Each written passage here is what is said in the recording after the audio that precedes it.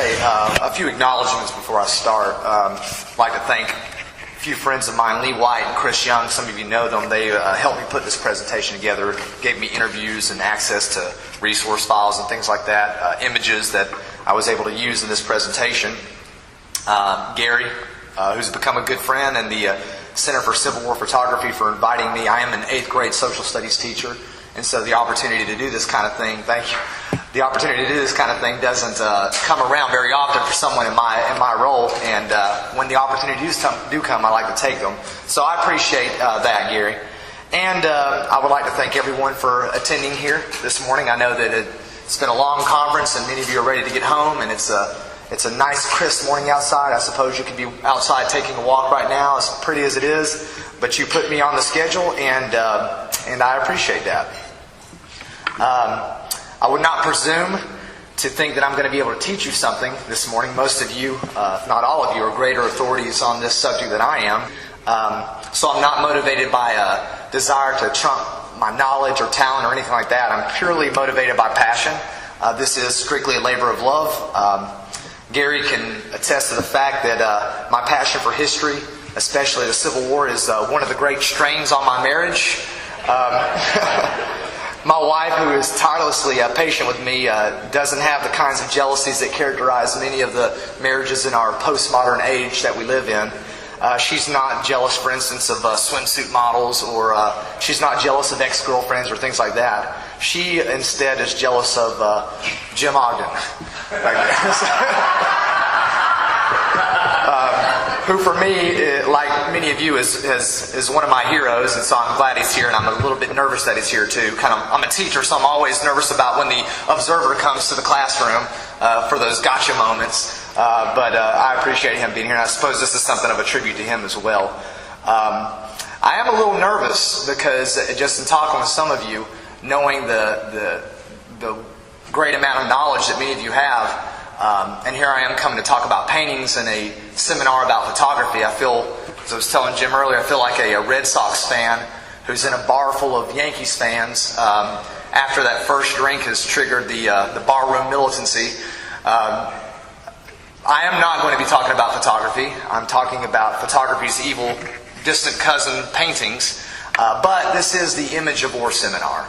And as Jim was telling me before, most of Walker's paintings he based upon photographs. And he meticulously took interview records and notes and things like that. And so there's some substance to them. I wouldn't be giving this presentation, of course, if it were not for General Fighting Joe Hooker slide. In keeping with the theme of the Image of War, it is entirely appropriate for me to begin by discussing the issue that all of us are aware of, and that is that Joe Hooker has image problems, as we all know.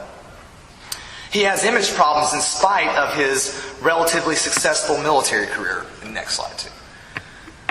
He is a relatively successful commander. I mean, one doesn't rise to the rank of an Army commander without having some sort of record of accomplishment, and he has a record of accomplishment that dates all the way back to the Second Seminole War from 1835 to 1842. He wins 3 brevet promotions during the Mexican War for his actions at Monterrey, at Veracruz, and Chapultepec. But he manages to alienate himself from Winfield Scott, the U.S. Army senior ranking officer, in siding with Gideon Pillow during Pillow's post-Mexican War court-martial. Now, it's not generally considered good form to alienate the senior officer. Pillow, however, is supported by President James K. Polk, and I suppose that Hooker thought that in attaching himself to Pillow, he might gain the favor of the president and would have a better chance of personal advancement rather than if he had attached his lot with Winfield Scott. Hooker's post-war Mexican career is non-noteworthy, just like many officers, due partly because of the time, that it was just not a very noteworthy time, something of a peaceful time, but also probably because of intervening efforts of Winfield Scott to prevent Hooker from rising in rank and from getting those nice assignments that people coveted so much. And so, out of frustration, he resigned his commission in the Army in 1853. At the onset of the Civil War, Hooker will request an assignment, but Winfield Scott will bury the request. Nevertheless, Hooker manages to maneuver himself back into a field command following the disaster at First Bull Run. He goes on to lead a reckless assault, some would say, on Joseph E. Johnston's rear guard commanded by James Longstreet at Williamsburg during the Peninsular Campaign. But he gains a reputation for ferocious aggression.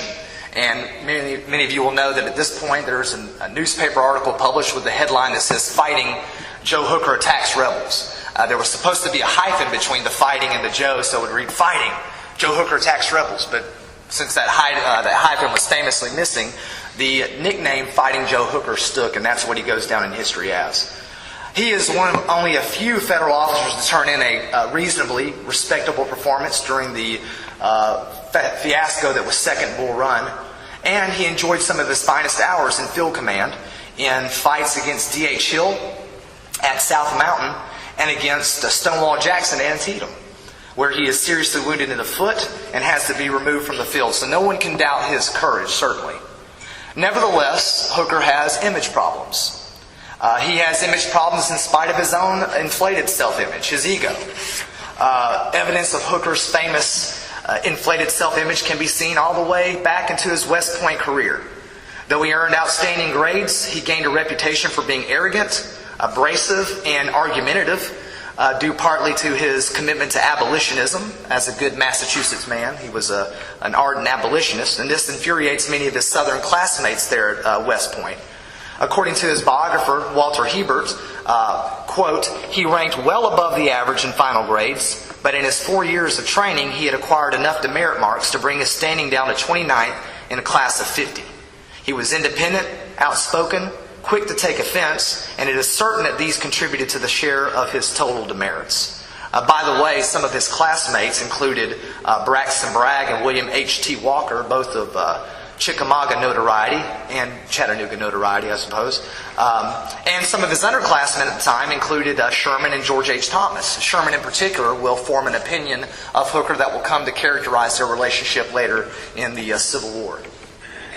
After Irvin McDowell's defeat at First Bull Run, Hooker reports to Lincoln directly at the White House and says, quote, here's an abrasive, arrogant, self-confident man, if there ever was one. Quote, "I was at the Battle of Bull Run the other day as an observer, and it was neither vanity or boasting in me to declare that I am a damn sight better general than you had on the field." Now, Lincoln could, I suppose, have dismissed him, but he only fuels the ego, because what he does is he gives Hooker a field command. He says, "Colonel, not Lieutenant Colonel Hooker, stay. I have use for you and a regiment for you to command." Hooker's contempt for fellow officers was not restricted to McDowell. Following Seven Pines, Hooker declares of McClellan, "If I had commanded, Richmond would have been ours. McClellan is not only a soldier, but he does not know what soldiership is." So he has this habit of infuriating commanding officers and belittling them. Doesn't help his cause. Nevertheless, following the disaster of Fredericksburg, Lincoln, with some reservation, promotes Hooker rather than Meade to command of the Army of the Potomac.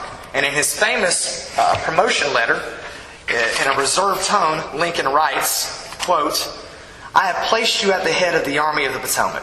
Of course, I have done this upon what appears to me to be sufficient reasons. And yet I think it best for you to know that there are some things in regard to which I am not quite satisfied with you." That's fine. Sorry. Yeah, that's fine. "I believe you to be a brave and a skillful soldier, which of course I like. I also believe you to not mix politics with your profession, in which you are right. You have confidence in yourself, which is a valuable, if not indispensable quality. You are ambitious, which within reasonable bounds does good rather than harm. But I have heard, in such a way as to believe it, of your recently saying that both the Army and the government needed a dictator. Of course, it was not for this, but in spite of this, that I have given you the command. Only those generals who gain successes can set up dictators. What I now ask of you is military success, and I will risk the dictatorship. And now, beware of rashness, but with energy and sleepless diligence, go forward and give us victories. Yours very truly, Abraham Lincoln." And of course, as you all well know, Hooker will take part of Lincoln's advice and he will dismiss part of it. He will take the part about energy and he will dismiss the part about rashness and victories. With energy, as Lincoln commanded, Hooker began to prepare his army for the oncoming campaign.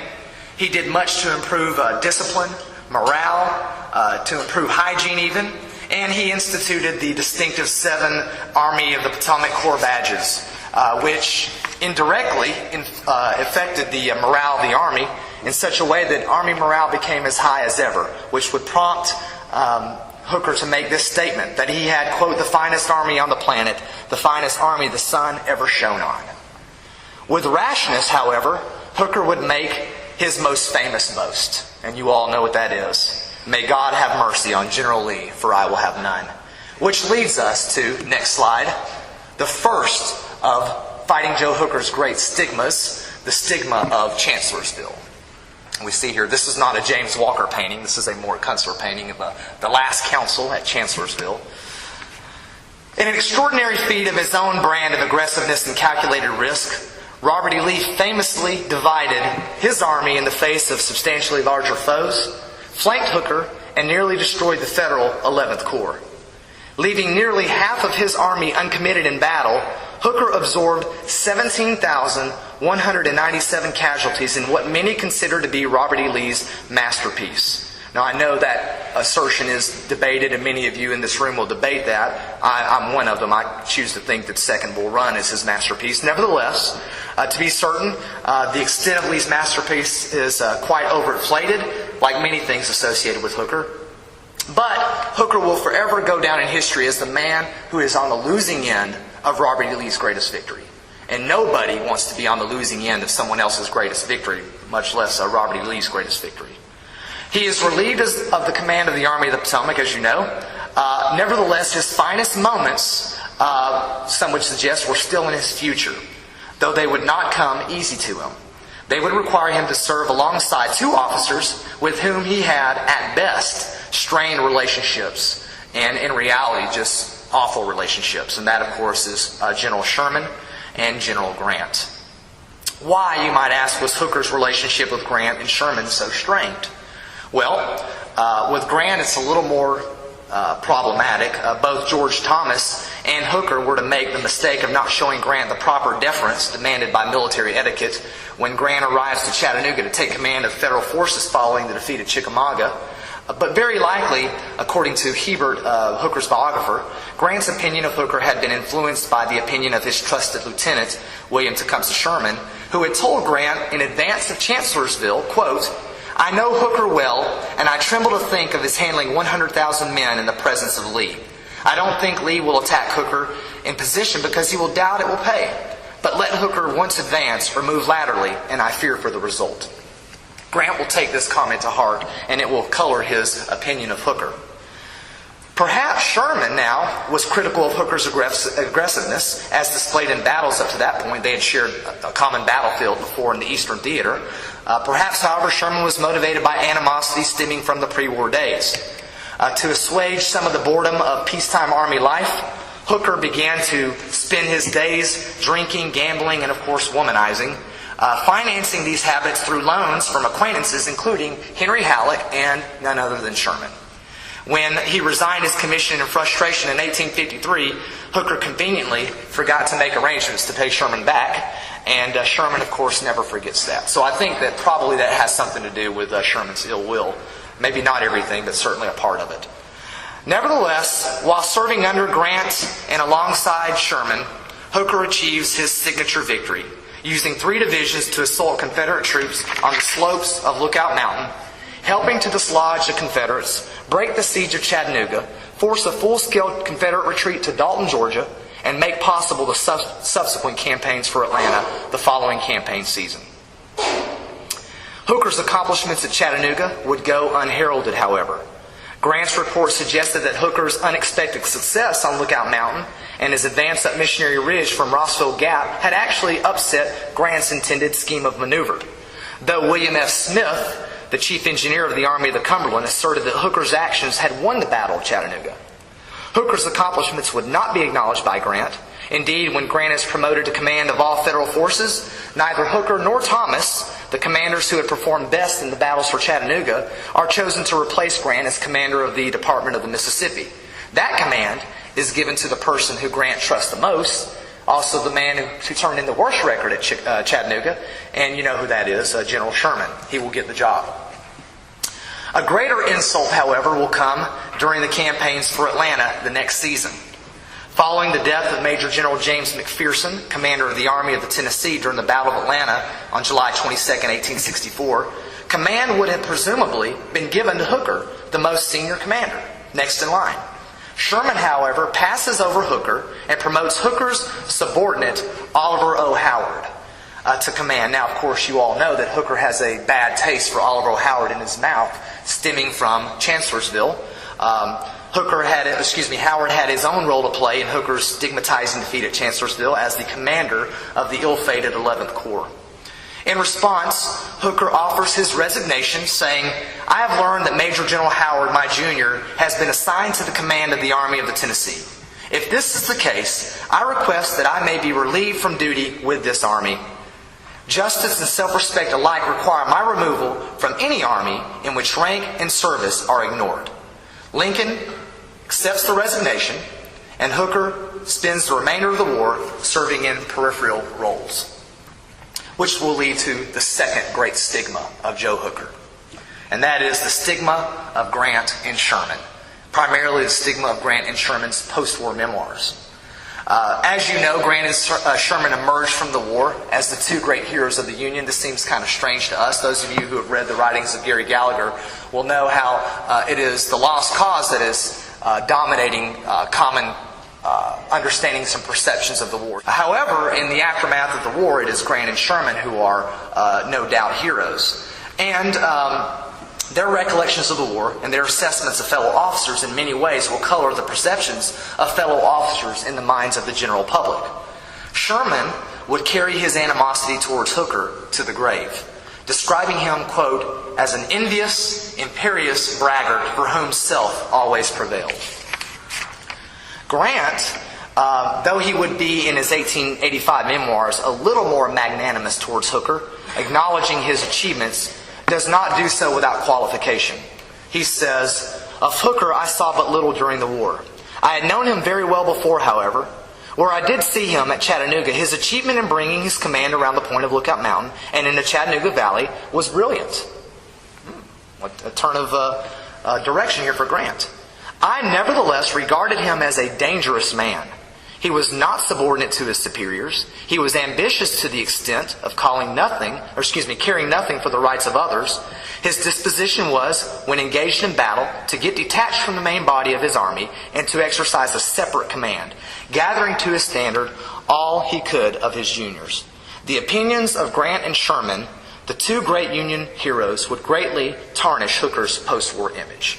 And then finally, and I don't mean to be crass or funny or edgy here, but we have the third of Hooker's great stigmas, number 3, the lifestyle stigma. Of course, any of you who hear the name Hooker, the first thing that you automatically think of is the legend of Hooker and the women of the night. This is probably the most enduring and popular features of Hooker's damaged image in the overinflated self-conception and popular conception of Joe Hooker. The myth of his lifestyle choices extend to the present day, particularly Hooker's penchant for women, whiskey, and gambling. To be sure, Hooker was fallible, not only for his ego, but for his dabbling in certain vices, including those that I just mentioned, but many of his contemporaries shared in those vices. As previously noted, Hooker amassed a debt financing his drinking and gambling habit. Both Hebert and Stephen Sears, however, suggest that his reputation for vice is perhaps exaggerated, like everything else with Hooker. Sears asserts that regarding Hooker's reputation as a drunk, there is no basis to the claim that Hooker was ever publicly intoxicated or drunk on duty, as some would suggest.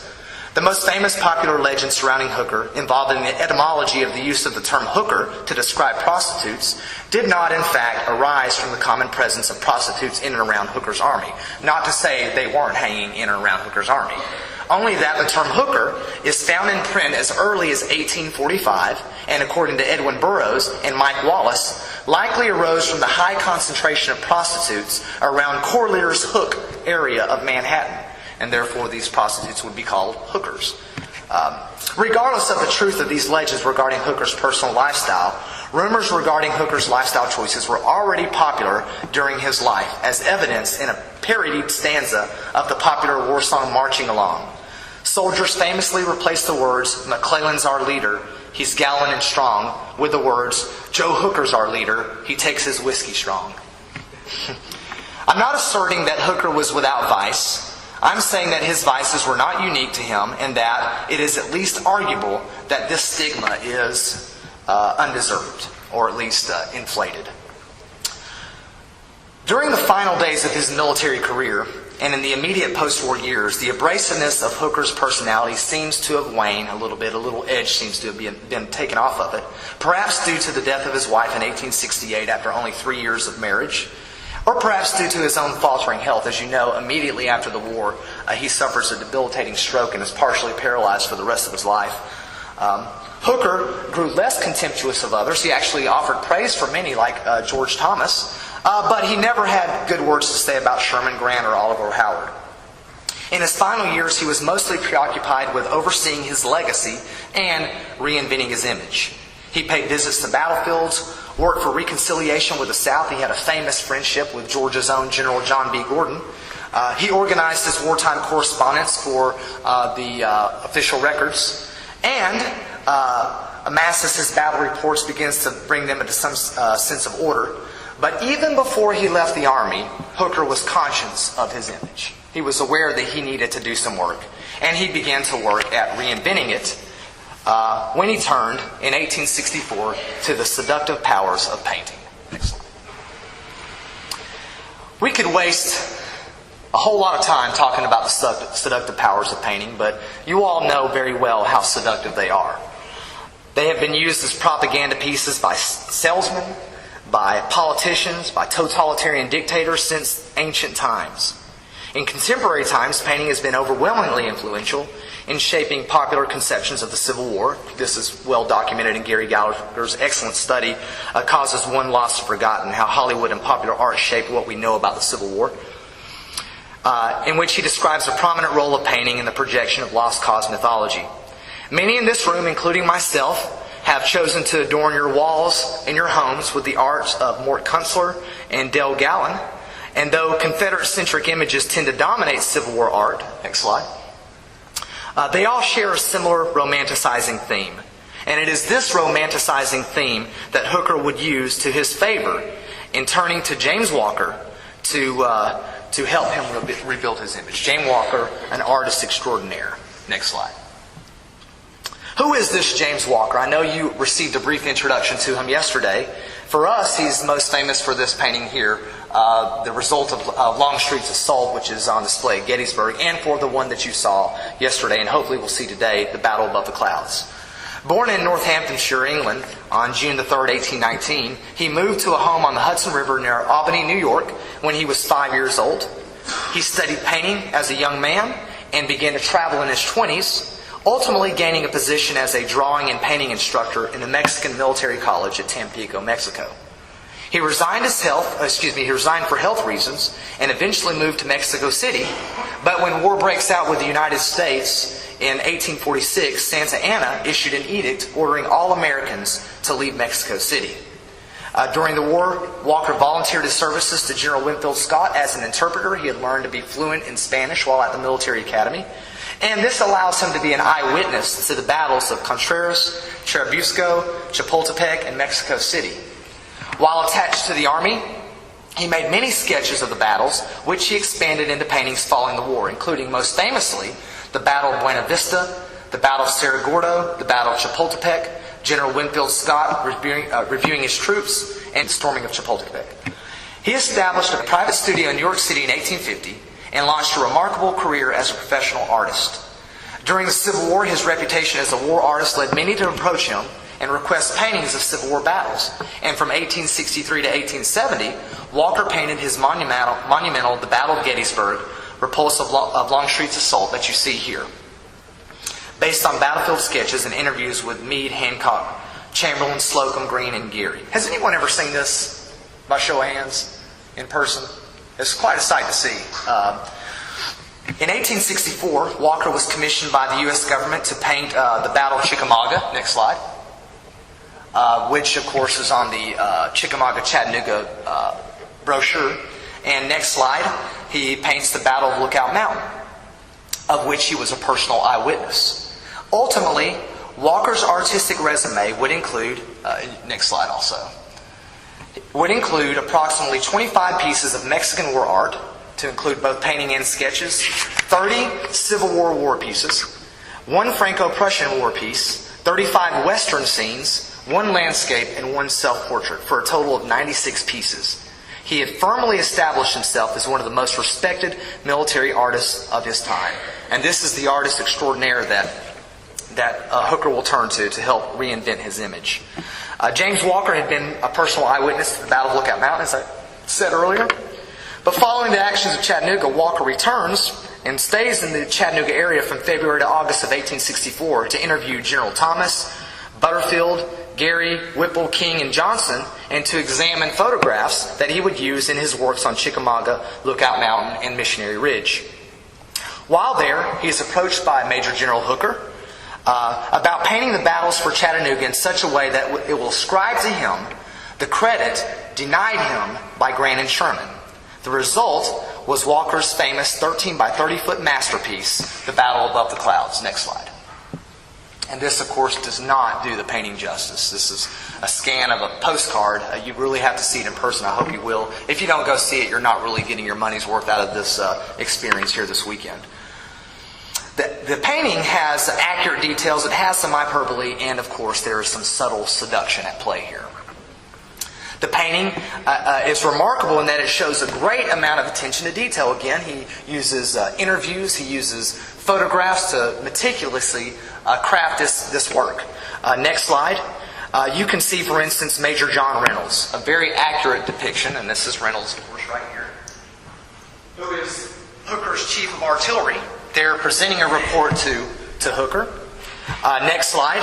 You can also identify many of the staff officers. In fact, one local amateur historian has gone and identified all of Hooker's staff officers in the painting, but I just wanted to point out Dan Butterfield there, circled in red.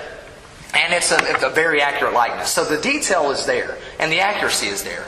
However, there is a widespread criticism of this painting that it attempts to do too much in one scene. There is a great amount of hyperbole. The greatest criticism of the work, of course, is that it is a grandiose exaggeration. It tries to convey too much. Walker, in one scene, depicts an overall campaign that lasts 2 months, and of course, in it suggests that the man responsible for the success of the campaign is Joseph Hooker. Next slide. We see, in one scene, all simultaneously, the disaster on Missionary Ridge. Next slide. We see Confederate prisoners in the bag being rushed to the rear. Next slide. We see the advance of the 3 divisions of Gary, Osterhaus, and Cruft, all taking place at the same time, and all the while, we have the subtle seduction. Next slide. We have Major General Hooker riding erect on a gallant white stallion, the messianic figure here, and more on the messianicness here in a second. Next slide, we have the entire battle rotating on a single central axis point. That is Hooker. And finally, my favorite, next slide, and I've kind of exaggerated this a bit for effect, but you see the use of space and color creates a red halo around Joe Hooker. This is deliberate because the point of this painting is to give to Hooker credit that was denied him by Sherman and Grant. This is an attempt at an extreme makeover, painting edition, as it were. Next slide. So the question is, does the seduction work?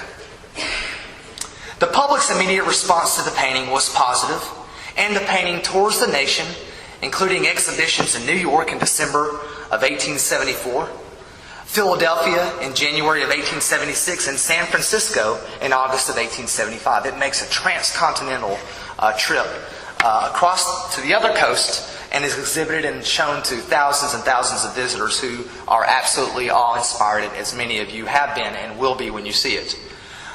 But what is the long-term impact of the painting? Does the seduction work? Does it take? I suppose we might be able to analyze this by looking at the post-war life of Hooker and the post-war life of the painting itself. Hooker's life after the war was very anticlimactic. His health, as I said earlier, went into decline immediately following the war when he suffers a stroke at a New York reception in honor of all people, Ulysses S. Grant. So Grant will just not leave Hooker alone. This stroke, of course, will leave him partially paralyzed. He will regain use of his limbs later, but for the rest of his life, he will require the use of a valet, and sadly, he will require the use of both hands in doing simple tasks like writing his signature, which is sort of sad when you think of this man who has this conception of himself as a warrior general, now requiring to use two hands to hold a pen and the help of a valet. 3 months after the death of his wife in October 1868, he once and for all retires from the Army. But he spends the last year of his life in relative comfort. His wife had owned substantial amounts of property. She was related to a very wealthy, established Ohio family. And she had vast amounts of property in Cincinnati. And he was a common but prominent fixture at military reunions and dedication ceremonies. In the summer of 1872, Hooker makes the journey on the newly completed Transcontinental Railroad to California to spend some time in Sonoma. He was greeted with an elaborate reception staged by veterans of the Civil War and the Mexican War. So it seems that the makeover is working at first. He returns home just in time to cast his vote in the 1872 presidential election between Ulysses S. Grant and Horace Greeley. And in case you're wondering, Hooker voted for Greeley in that election. Yeah. He spends most of his final years in Garden City, New York, and though he began to gain weight and strength in the early months of 1879, he died suddenly on October the 1st of that year. After memorial services in Garden City, Hooker's body lay in state in New York City's City Hall, where, according to his biographer Hebert, quote, "The turnout to see him was surpassed only by the number who paid tribute to Abraham Lincoln and Horace Greeley." After being escorted to Cincinnati, his remains were buried alongside his wife at the Spring Grove Cemetery. Among the pallbearers were Generals Butterfield, Doubleday, and Hancock. It seems then that the makeover worked, but then of course there are the stigmas, aren't there, that seem to endure well beyond his life. There's the stigma of Chancellorsville that never quite went away. There's the stigma of Grant and Sherman. And there's the stigma of those hookers, right? And then there's the painting, of course, which many would soon begin to regard not as a masterpiece, but as this big, massive liability. After its grand tour, possession of the painting passes to Hooker's surviving relatives, his nephews and nieces.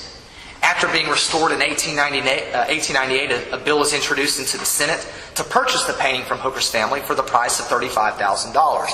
Hooker had paid approximately $25,000 of his personal money to purchase this painting or to commission it. The bill, of course, never passed, and the painting remained in the family of Hooker until about 1957, when his grandnephew, Brainerd H. Treadwell, offers to donate the painting to the National Park Service. And after examining the painting, the National Park Service agreed to accept the donation. They placed it in a wooden box after facing and rolling it up, and there it stayed for years. The journey does not get much better for the painting. The painting is shipped to Chickamauga by railroad from D.C. in December of 1957.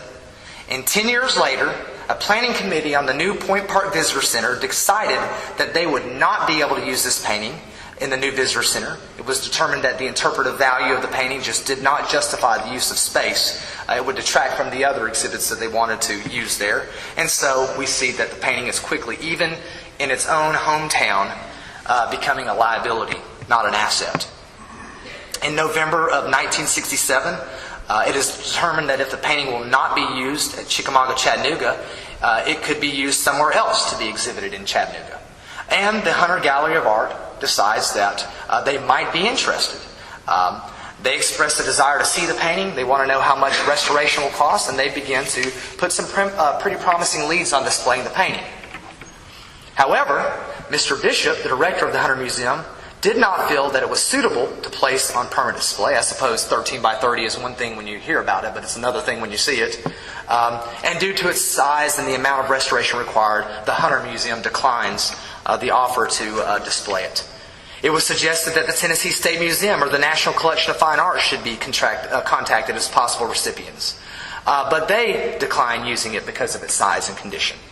No one wants the painting. An initial grant request is made to the Lyndhurst Foundation for funds to restore the Walker painting for display at the new Point Park Visitor Center, but the grant money is denied. Finally, in August of 1985, Mr. Scott Probasco, president of the American National Bank, agrees to help seek funds for the painting's restoration. And finally, in February of 1986, Mr. Probasco raised $101,000 for conservation, shipping, and final installation by Perry Houston and Associates of the Walker painting. And since May 24, 1986, the painting has been installed in its permanent home at Point Park's Visitor Center atop Lookout Mountain. So, does the seduction work? Does it take? Next slide. We all might be wondering whether the seduction worked. I mean, after all, since 1986, the painting has awed millions of visitors. Certainly it has awed many of you in here, and it will awe you if you've not seen it. It's even earned an unofficial moniker among the interpretive staff at Chickamauga, Chattanooga as the Hooker Monument, the self-dedicated Hooker Monument. But I suppose a more appropriate question as I close is not whether or not the seduction worked, but whether or not the seduction works for you. Are you seduced by it? I have to admit, as you might be able to tell from this presentation, that I am thoroughly seduced by it. Thank you.